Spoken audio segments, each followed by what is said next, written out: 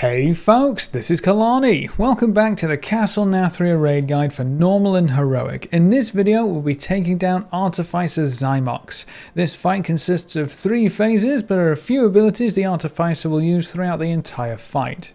The first one is Glyph of Destruction. This will be applied to the tank with aggro, and you'll need to tank swap every time this happens. The glyph deals heavy arcane damage over 4 seconds, and when it expires, the tank will explode, dealing massive raid-wide damage. But the damage is reduced the further away you are from the raid, so the tank needs to run this debuff out as far as they can, let it explode, and then come back into the raid afterwards. The glyph will leave a damage increasing debuff on the tank, so you have to tank swap for each glyph.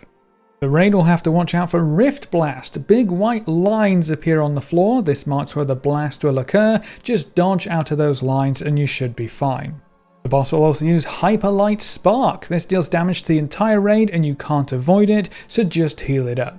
On heroic mode, the boss will also throw down some Stasis Traps. These are white swirls on the floor. If anyone steps in these traps, they'll be stunned and take damage over time until the trap is DPS down. You have to avoid these. If there are too many traps up, assign a DPS with an immunity to clear them all. But the most important ability the boss uses is Dimensional Tear. This will mark 2 players, and after 8 seconds, each player drops a teleport zone on the floor. You can step in one of these zones to zip straight to the other one, which is going to be vital for dodging and dealing with mechanics.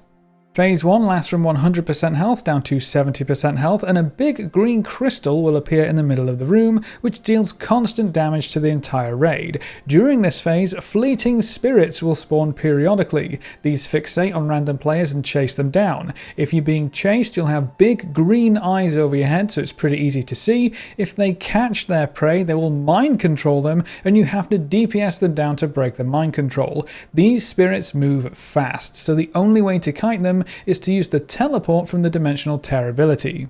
For this first phase, we recommend you tank the boss over to one side. Place one end of the portal near the boss and take the other end as far over to the other side as you can. This gives you plenty of space to hop back and forth to kite the spirits. You have to avoid the spirits for 11 seconds and then they disappear. When the boss gets to 70% health, you start phase 2, and this lasts until 40% health. A big root will appear in the middle of the room, which deals damage over time to random raid members, so be sure to heal that up.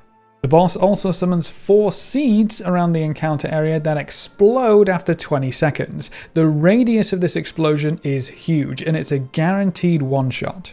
For this phase, stay tanking at the same end of the room and keep placing the portals in the same way, one near the boss and one at the opposite end. When the seeds pop up, the seed near the boss needs to be picked up, taken through the portal and dropped off at the other side. The other 2 seeds should be picked up by high mobility classes and dropped off in the same spot, so you gather all 4 seeds as far away from the boss as possible to make sure no one gets caught in the explosion. When you get to 40% health, the third and final phase will start. The relic in the middle will change again and deal constant damage over time to the entire raid, so be ready to heal that up. When the boss activates this relic, everyone will get dragged to the middle of the room, and when the cast finishes, a large AoE will explode, killing anyone who didn't get out of the big circle. You can tank the boss in the same position as the rest of the fight, but drop off that second portal location near the middle of the room so that when you all get dragged in, you can actually use the portal to get back out instantly. As long as you place the portals properly, this fight really isn't too bad. And that's all you should need to take down Artificer Xy'mox on normal and heroic. Stay tuned for more boss guides covering the rest of the raid. A big thank you to all of our supporters over on Patreon and to everyone who subscribed on Twitch. You can see their names floating by on screen. If you want to catch us live, pop on over to twitch.tv/KalaniTV. We do a bunch of stuff as well as stream our mythic progression raids. Thanks for watching folks, good luck and have fun, and as always I will see you next time.